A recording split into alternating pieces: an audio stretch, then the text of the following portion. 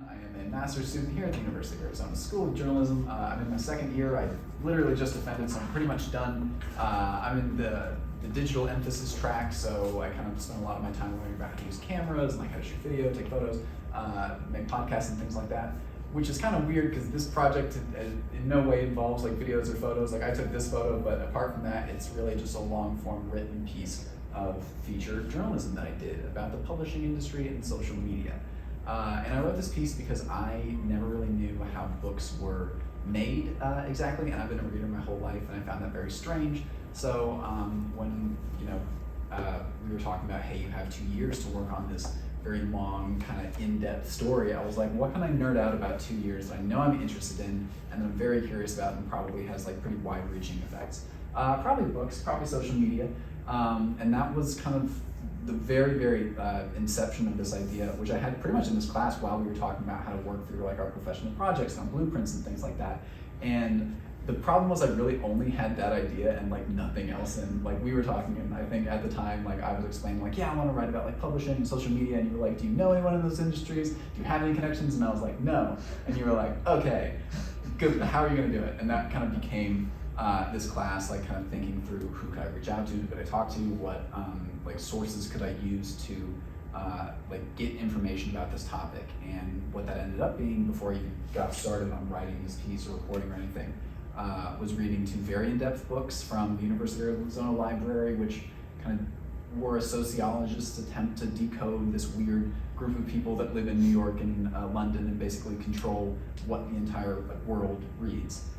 So I read those. It took a long time. I read a bunch of articles on the same topic by like the New Yorker and different like publications that have been writing about publishing for years. They really love saying publishing is crashing, which is so fun because it's been doing it for like 100+ years, and actually hasn't, which is interesting. And at the time when we were talking about it, I was kind of like going through like, oh, I want to like dispel some misconceptions about the publishing industry. I want to like show people that like maybe it's not getting eaten alive by like TV and like movies and social media.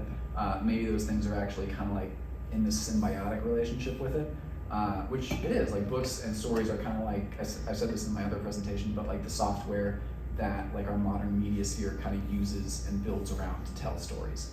And that was kind of the angle I thought I was going to go on at the time. And that was kind of what we laid out in my research and my blueprint, what we talked through, and that was kind of how I did all my research and reading and stuff and got some contacts lined up.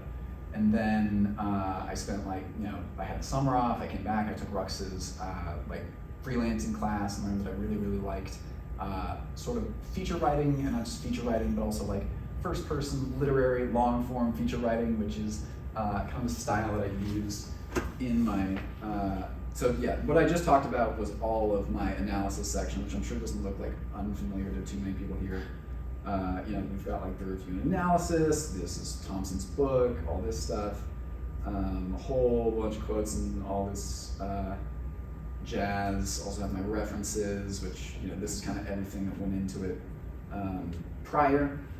And then, but because that's kind of a little bit dense, I'll say, what it turned into was this much longer, much hopefully easier to understand and enjoy first-person story. So as you can see, like it's kind of like the style is a little bit more literary, because at the time I was reading authors like Joan Didion and like Dave Eggers and John Hershey, who are all journalists, but they didn't really write in like floating quotes and fact style. It was more like, this is my experience that I had, and I will take you through that experience with me because that's kind of how humans comprehend information good. So that's the style that I adopted when I was writing the story. So while I was in that freelancing class, I was like, okay, I want to use this style to tell the story. I know kind of enough background about the publishing industry by this point, which was basically that like, it's basically, started in the 60s to get a little bit more corporatized. Most things were independent publishing houses, or they were independent bookstores.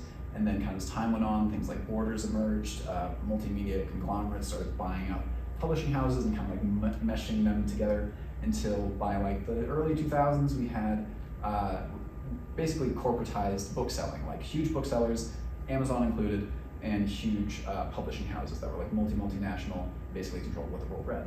Then this really interesting thing happened where in 2020, when we were all stuck at home on our phones, kind of like alone, kind of afraid and isolated, everyone got on TikTok. I don't know if anyone remembers that era, but I certainly did. And at the time, a lot of people, for some reason, gravitated towards content about books, which was really interesting. I think maybe because we were so online, people were craving that more like long form, imaginative space that just wasn't, and which also wasn't like doom scrolling, which was kind of the other option of things we had to read. And so this community called Book Talk started on TikTok, and it started pretty small in like 2019, and then people started making content for it, and then all of a sudden there were like hundreds of thousands of creators getting like millions and millions of views on this platform, and the books that were popular on there started just flying off publishers' shelves in this huge way, where like, you know, books that came out 10 years ago, like romances about, I mentioned like, one about Achilles and Patroclus. There's one called like Red, White, and Royal Blue, but like just these like books that were on nobody's radar all of a sudden were the best-selling books in the world, and authors that were really popular on TikTok, like Colleen Hoover's one of them, is like are astronomically like the best-selling authors ever. And publishing was like, that's interesting, and very quickly tried to turn TikTok. Like they realized that TikTok was a grassroots marketing engine that kind of like did what it wanted and sold books, and they were like, that's great. And they also tried to like kind of insert themselves into it and like use TikTokers to sell books, which TikTokers were pretty much fine with because, like, you know, they get paid money, they get sent books for free, and it pretty much changed how publishers sell books, and not just that, but also who's selling books. Like, because the Book Talk community was primarily composed of women and like LGBT plus people and members of the BIPOC community, like the authors and the books people were reading on this platform were not what you might typically expect to see on publisher shelves, because those are typically the books that are approved by straight white men, because that's who runs publishing. So social media was kind of changing what was the most financially viable way for people to sell books, and who like would be selling those books. And I was like, that's all interesting. That's the biggest change I've seen in this industry with all the research I've done. I will write about that. So I spent way too much time on these social media platforms, obviously, until I figured out who I should be talking to, like which authors and which like book talkers, booktubers, because people are also on like, you know, making content about books on YouTube and Instagram and all these other places, who I should be talking to. And after doing all this research and spending way too much time there, I finally got to start like reaching out to people and being like, hey, I'm a stranger on the internet, but I go to the U of A, do you want to talk to me about like books for a while? And a surprising amount of them said okay, which was great. And so then I came to the part of my journalistic process, which is kind of like the panic moment where I have to figure out what to say to people and like what questions I'm going to ask, because until that point I just kind of like, I know what I know I want to talk to them, but I don't know what the story's going to be. But to ask people questions, you know, you kind of need to know what the story is that they'll feed into. And what it came down to and what I wanted to learn about was like, who are these people? What is this community? Can I give a snapshot of like really who they are? Because that's what I'm personally interested in, and how has it changed like the world of book selling and like other like bigger sociocultural trends and things like that. And so when we talked, it was a mix of questions like, hey, who are you? Where did you grow up? Like, what are you interested in? What emotional space do like books occupy in your life? From that all the way to like, how do you think like gender dynamics influence the perception of the YA genre and other things like that. And they were great, like they fielded them really, really well, which I really thank them for. I'm glad I talked to people who talk to cameras for a living, because they are very good at like interviewing digitally, and all of these interviews really were digital, because the creators I was talking to were located in like Canada and Australia and like the Netherlands and all around the world, because this is really a global community. So a lot of the reporting I did was digital, which had its pros and cons. Like, it was cool because you got to talk to people you would never see or encounter in your real life. But also when you're writing a feature story and you're trying to make scenes, you know, just kind of saying what happened on Zoom is super, super boring. So I ended up like doing multiple interviews with our main character. We'll show up, I don't know if we'll actually get to see her, but we did like 3 interviews where she kind of showed me like, okay, we had a conversation, then she showed me how she recorded TikToks, then we talked more about like other kind of like experiences that she had, kind of like looking for scenes basically, and I was like, okay, tell me about this. I used photo voice in one of those. and kind of showed her some photos and was like, okay, what does tea make you think of? Like, what do books make you think of? What does this sword make you think of? She had like a sword on her wall. And so just kind of like looking for like memories and interesting things that would be a good way to write, like something good to write about. And I'm really glad I did, because those kind of became the central, like my favorite themes in the story, my favorite moments in the story all came from those conversations. And so when I was done with the reporting, I talked to Rachel, who was just someone who had never really had anyone in her life who liked books until she started making book talk content or like online content. I talked to Stacey McEwen, who got a book deal because she blew up on Book Talk. I talked to 2 other like book talkers, authors, people like that, and I had all this information, and I had these really cool characters that I wanted to tell a story about. And I had also like the background, academic, kind of like more like lofty stuff that I could also include. And I was like, okay, how do I put that in a cohesive narrative that is kind of entertaining and short? I will go to New York or London or Los Angeles, and I will go to a bunch of bookstores, and I will use that as sort of like the scaffolding on which to place like all these story elements, and have like me moving cohesively through somewhere linearly, and then all this other stuff kind of woven in between. And that's when I applied to the University of Arizona's travel scholarship, and was like, hey, do you want to send me to like New York or like London or like LA? And they were like, LA, sounds good. And they gave me like enough money to go to LA for a week, or like I stayed for a few days. And while I was there, I kind of went on this little journey from like an independent bookstore. I can switch over to that now. A little bit of how do I go into design? Is that what we want? Okay. Anyway, yeah, so I went on this little like journey, and my goal here was to kind of like gather enough information and like detail and texture and scenes that I could kind of pour into the story, and also have those like scenes be representative of the bigger trends that I was trying to encapsulate. So for the independent store, like I wanted to kind of start like, hey, this is how things used to be sold, and this is how things are now. And so I went to an independent store first. And I went to this little wacky store in downtown LA called The Last Bookstore. It's so incredibly indie. Like we've got this, like they had this mammoth skull on the wall, and that was like the least weird thing. They also had like a labyrinth of books around the top section. Like there are columns over here, there were chandeliers like, that were just made of bike wheels for no reason. And I was like, this is perfect, this is great. And that's kind of where over here our story starts, in this super like whimsy crazy space, like the kind of bookstore that like you read about in books. And then ironically, while I was there, like a couple teams started coming in. They came in and like recorded a TikTok or like took selfies or something like that right here, and that was like perfect. And I used that to kind of like jump into a little bit of backstory about like what Book Talk is and what that whole deal is. And that's a whole section. And then after that, I went to there was a ton of books that was pretty neat. And I didn't just go to the bookstores. I did also talk to people who like were kind of on the street there. My advisor Rux was really like helpful about when I was going, because I like to plan things. I wanted to have like a set schedule for everyone I was going to talk to. And Rux was like, you should just like go and like figure it out and talk to people. And I was like, that's scary. And she was like, I know. And but that's what I did, and it worked a lot better. Like I talked to like bookstore employees. I like talked to like some connections I had there who connected me to other stores I didn't even know about and things like that. Not all of them made it in the final product. Like the scenes I was looking for did turn out to be the best ones that for the story, but like it was still really helpful. So that I should mention on travel trips, like on trips, like be ready to improvise a lot. And there are also fruitless excursions. Like I went to this market in the Grove hoping to like find a scene. There's nothing there, but it was still kind of neat. And then yeah, thematic locations. The Barnes & Noble was the next one. I kind of used this in the story itself to talk about the industrialization of bookselling and how like things have become much more like booksellers have become a legitimate business.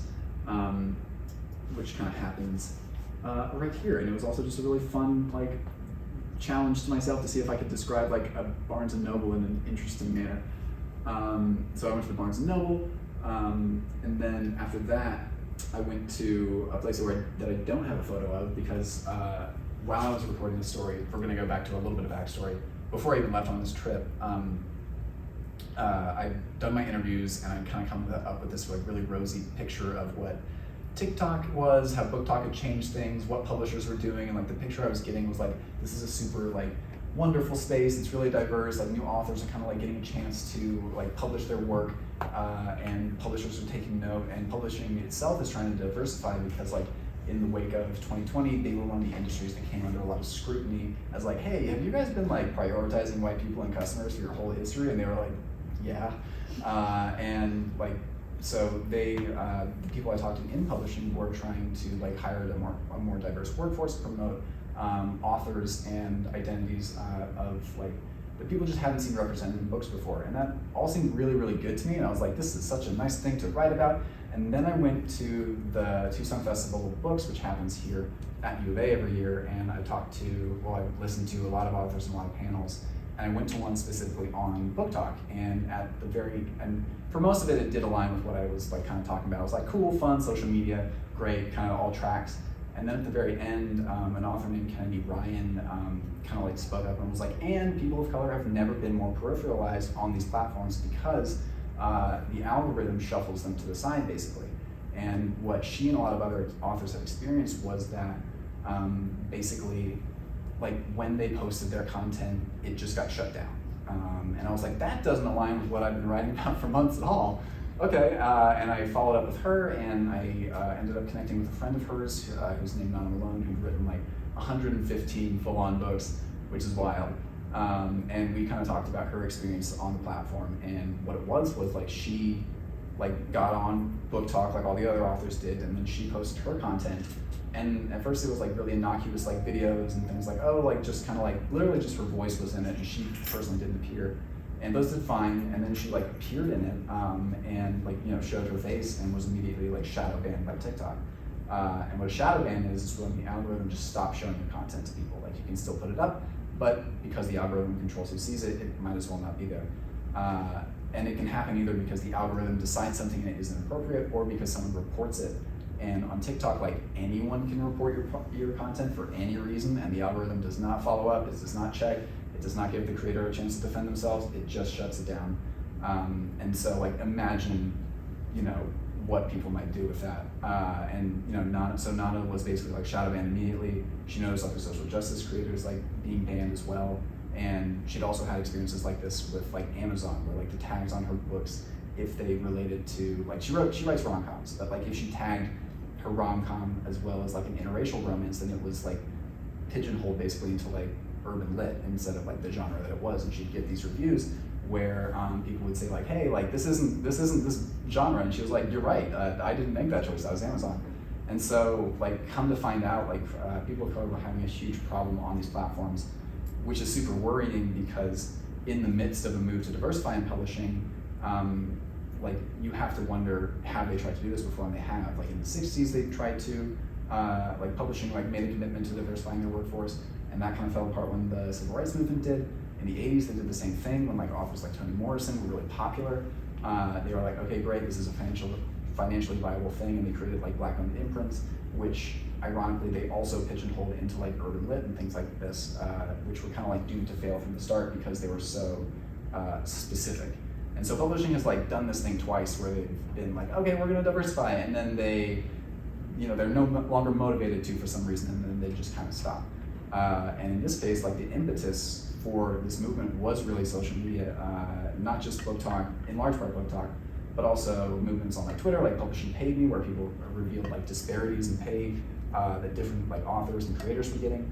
And social media was kind of making this push. So if TikTok is now promoting and like prioritizing like authors and like content, what does that mean for publishers who are a business and now see that as the most financially viable option? Was kind of the interesting question that I ended up with and wanted to ask TikTok about. And so the last stop on my trip, well, not the last stop, but one of the important ones, was I went to like the TikTok headquarters in Los Angeles, and which is this like office building with like chutes and ladders style, like stairs around it, like lime green and like tangerine orange stairs. It looks like a social media building, basically. And I tried to walk in, and they did not let me, which makes sense. A security guard stopped me like 3 steps up the first staircase and was like, what are you doing here? And I was like, I'm a reporter, I want to tell a story about TikTok. And he was like, no you don't. And I was like, you're right, I'm gonna go.